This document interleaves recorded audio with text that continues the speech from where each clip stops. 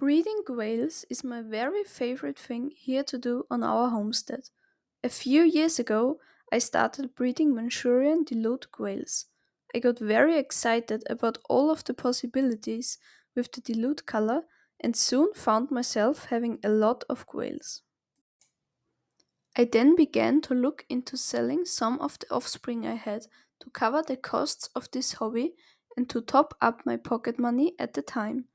Now I have been doing this for several years already and have found that there is quite a large demand for quails out here.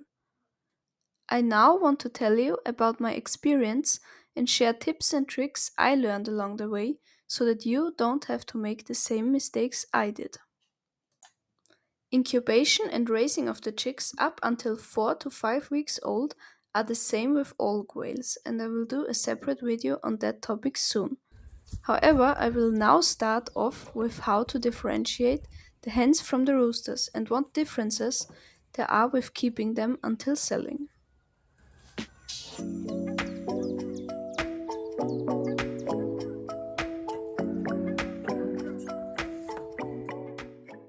With my first hatch, I mostly had quails where I could not tell their gender by their plumage. Therefore, you can see me perform a cloaca test, also called vent sexing, where you check the bird's cloaca for foam, which is only found in roosters. To do this, you have to hold the quails securely. I will touch on how to do this later. Next, very gently apply pressure on the bottom of the cloaca. This quail is a rooster, as you can see. This is why I put him in a separate transportation box, and I then continue to test every quail this way. This test can be done starting at 5 to 6 weeks, but becomes more accurate the older the quails get. It might happen that some roosters are mistaken for hens the first time testing because they do not produce foam yet. Note that this can happen when the rooster is not ready to reproduce, so for example if he is too young or in the winter time. Also, if you have multiple roosters in your flock, the ones lower in pecking order might not show foam either. So here you see me test for the first time, and I was able to identify the majority of the roosters. However, there happened to be some in the lower pecking order, and these only started to show foam the second time testing, about a week later. Another thing to mention is that in the beginning the roosters do not produce that much foam yet. When they get older, they even have a slight bump underneath the cloaca filled with foam. In this case, you just have to look at the cloaca to tell it is a rooster. But even older roosters do not have that bump in the winter, for example. As for holding the quails, this might take some practice. You want to hold the quail tightly and securely so she can't fly away, but also do not want to hurt her or cause her too much stress. For me, I have fairly small hands, so I struggle to hold bigger quails with one hand only. Especially when I started out with quails at 14 and had little experience yet, my mom helped me with the cloaca testing. So one would hold the quail and the other one would check the cloaca. So if it is your first time raising quails, I recommend asking a more experienced person for help and to show you how this is properly done. In case that is not an option, I want to briefly show you the two main ways in which I like to hold a quail with one hand to have the other one free for testing or taking photos or anything else. Here you can see me holding a quail with two hands. This is the easiest if you don't need a free hand and the quail also can't flap her wings like this. You may have already noticed that when I pick the quail up, I simply grab them from above, right behind their wings and lift them up. And when I take photos of them, I place my hand underneath them, so they basically just lay in my hand. Here you can see me switching from holding the quail one way to the other. When the quail lays in my hand, I have my thumb right under her wing, above her thigh, and the same on the other side with my little finger. It is important to secure the quail's thighs between two fingers so she can't scratch you or escape by kicking her legs. In Austria, this is also the official way in which quails should be held by judges at competitions. I'm now going to take these three roosters to the other coop where all the roosters live.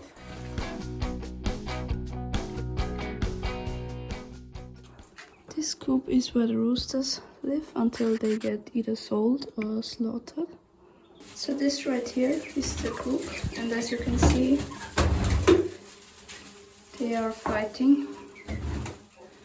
This coop is quite big with many hiding places and so on.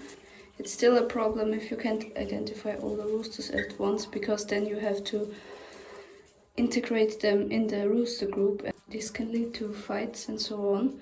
But the bigger the space and the more opportunities to hide from each other they have, the better it is. So I think they will calm down in the next few hours, and then everything's gonna be okay. Especially when you're adding new roosters into a rooster group and you see them fighting like this, you have to keep a very close eye on them, because they are probably gonna calm down, as I said. But if they are not, they need to be separated again. And this is a lot of work, so I really hope this works out right here.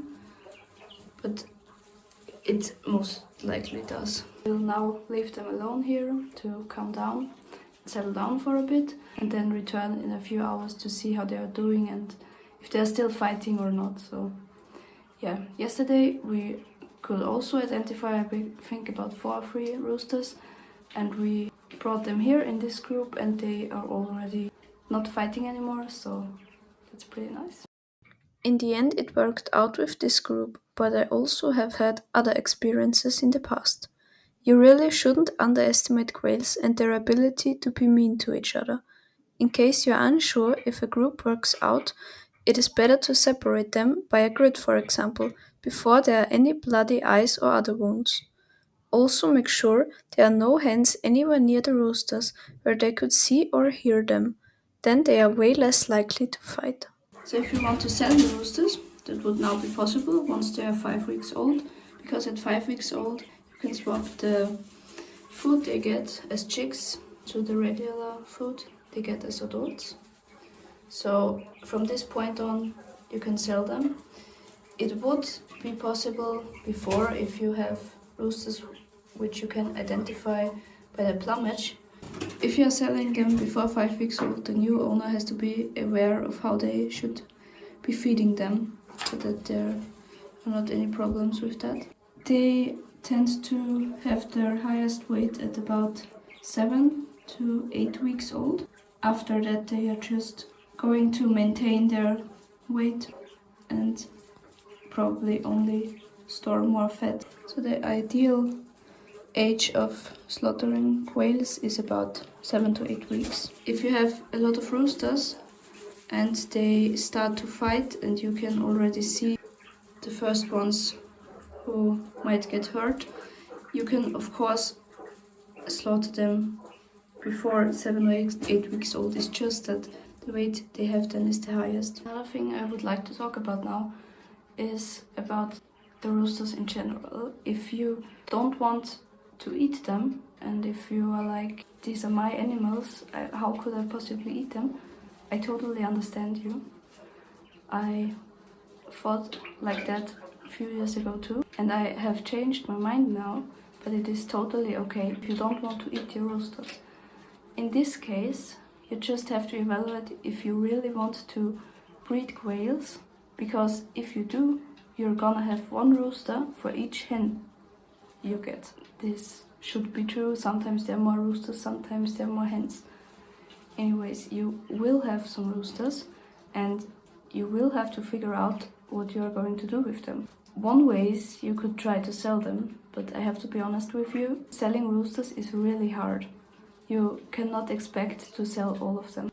If I breed quails 3 or 4 times a year, I would sell maybe 1 or 2 roosters, and you also have to own a separate coop where you can keep them until they are sold. And honestly, it could just happen that nobody wants them, and then you have 5, 6 or even more roosters which you don't need and which you can't get rid of Anyhow, if you don't want to eat your quails, you should find places for the roosters before you even start breeding quails. And if you don't find enough people, then you won't find enough people once you have the roosters. So then you should probably reconsider breeding them. It might just be easier to buy a few hens from a local breeder. And although it is very nice to have chicks, and I know that because they are very cute, you really might want to think about this thoroughly.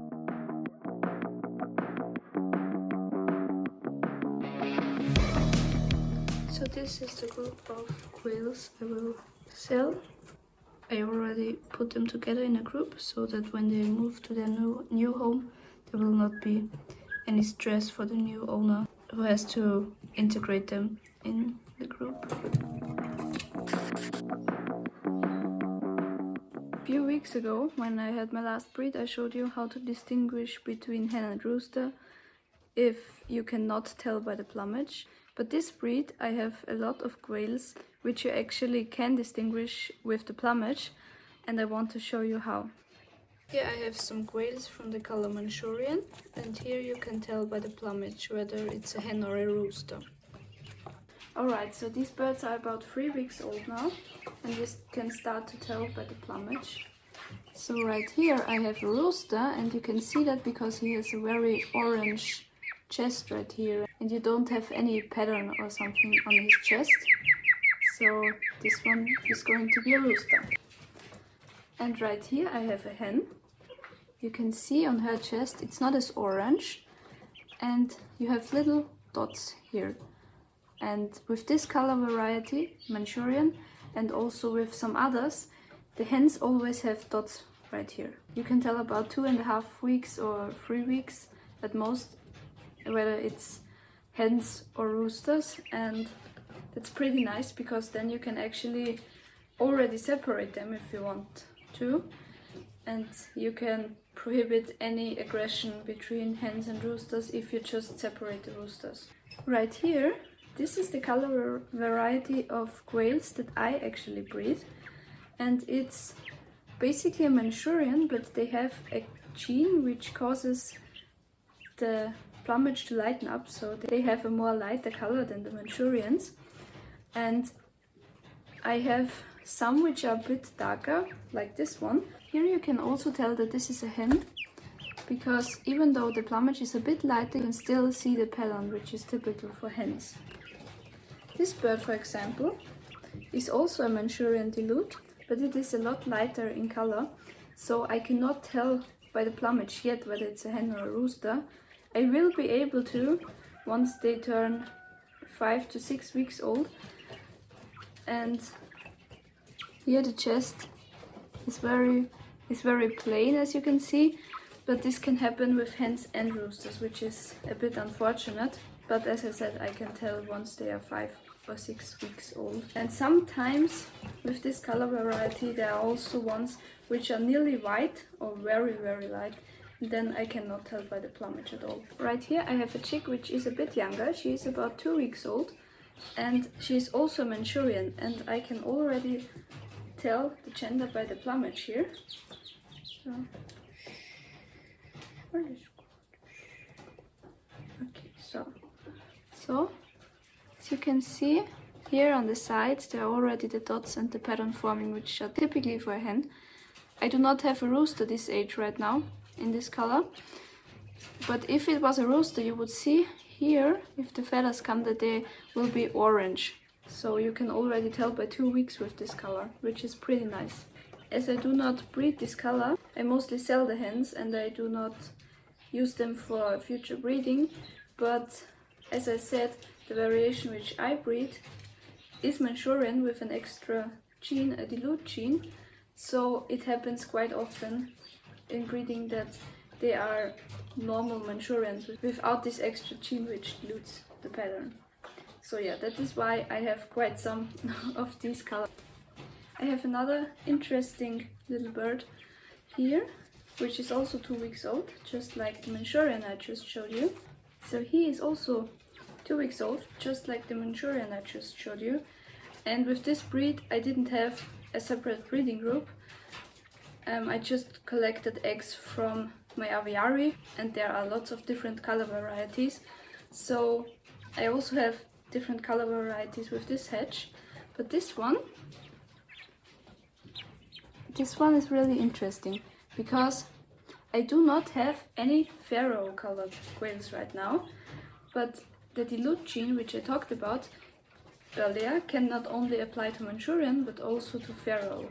And this one right here is a pharaoh with the dilute gene, so this is a bit difficult to tell with the lighting, but he is a rooster. And as I talked about before, there are coming some orange feathers through, so I can already tell that he's a rooster. I do really like this color type with like pharaoh dilute, but I don't have the capacity to breed all the dilute types because they can actually apply to every color variety, so I just settle on Manchurians because I think they are the most beautiful. But my customers who buy quails from me regularly do also really like this color type because, let's be honest, it's really beautiful. We have some shadow here.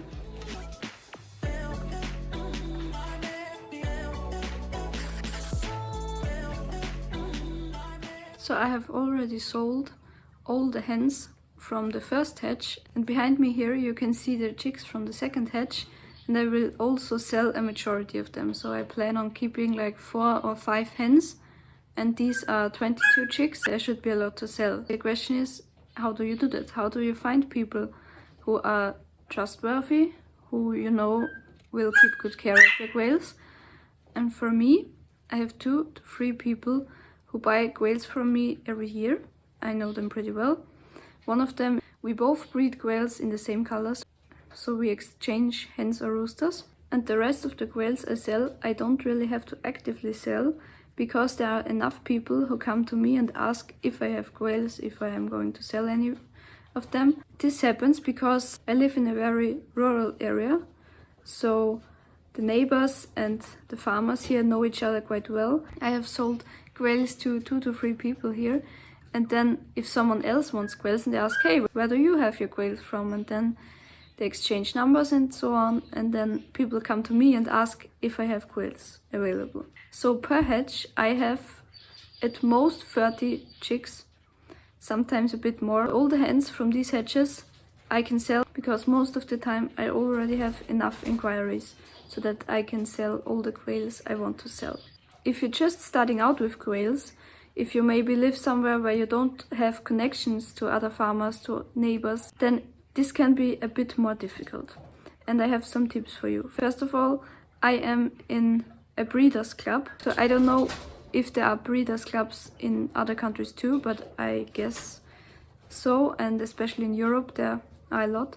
In these breeders clubs, there are breeders of many small animals like rabbits, chickens, turkeys, pigeons, and a lot more. In my club we have a meeting once a month. I think joining a club is a very good way to make connections to other breeders and also for creating a customer base. You can actually even join breeders clubs if you don't breed quails. Because here in my area the clubs already struggle because of few members. The members are getting too old, and so they are very happy about any new members joining, even if they're just interested and don't breed anything yet. And this way you can get to know a lot of new people, which is also really nice because typically there are a lot of members who have years or even decades of experience. So if you want to know anything, you ask for advice. This is a very good opportunity too. I have already talked about ways to find customers, but I want to mention that I don't sell as many quails a year as some other people. So there are people who sell like 200, 300 quails a year, and that's really not me. So I sell, depending on the hatch, maybe 10 to 15 quails, and with about 3 to 4 hatches a year, that is not that much. If I already have a customer base which regularly take quails from me, it's not hard to find people who want to buy the few quails which are left. If you want to really sell a lot of quails, then I would really recommend farmers markets where you can sell animals, and maybe also inserting in the internet where you can reach a large crowd of people.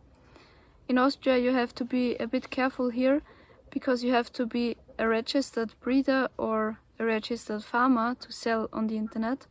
So that's what we are, because we are in a breeding club, as I said. If you only sell a handful of quails every year, I wouldn't recommend selling on the internet because it's a lot of work to insert them. On some web pages you have to pay a fee if you even want to insert animals. That's probably not worth it. However, if you sell a lot of quails, like maybe a few hundred even, then it's definitely worth it. I don't know how the laws are in other countries, so please inform yourself here, but just be aware that there may be some laws who prohibit selling on the internet or even selling on farmers markets. There might be restrictions or certain things you have to be careful of, so please inform yourself very well before you start selling your quails. The next thing I want to talk about is how to determine which quails you actually want to sell. Now this is not important for you if you just raise a lot of quails and then sell them all to make money or maybe improve your pocket money. So if you just buy hatching eggs every year, raise them, then sell them, this may not be important to you and feel free to skip this part. But for all of those of you who actually want to breed quails in a color, a certain color you want, or just want to have a variety of different quail colors, which is also fine, then this is for you. The first important thing is, if you have any sick quails, if you have any ones with toe problems, with beak problems, anything, you will not want to sell them unless it's a problem which does not affect their health. For example, if you have a quail hen which has one toe which is not entirely straight like they should be, you can still sell the quail if the customer is aware of this issue and knows not to breed this quail. However, with any other problems where you maybe not even know the cause or what it is exactly, I would be very careful. I would not sell the quails, and more importantly, you should not breed any quails who are sick or have any other conditions. So this is the first criteria. The quails you want to keep for breeding need to be perfectly healthy. Another thing here is the weight. It depends on what you are going for. There are different lines of quails. There are the heavy ones and the lighter ones. So if you breed the heavy ones, you need to be aware of knee problems and joint problems which can occur later in life for these quails. Then you should also make sure that the quails you breed have the weight you actually want.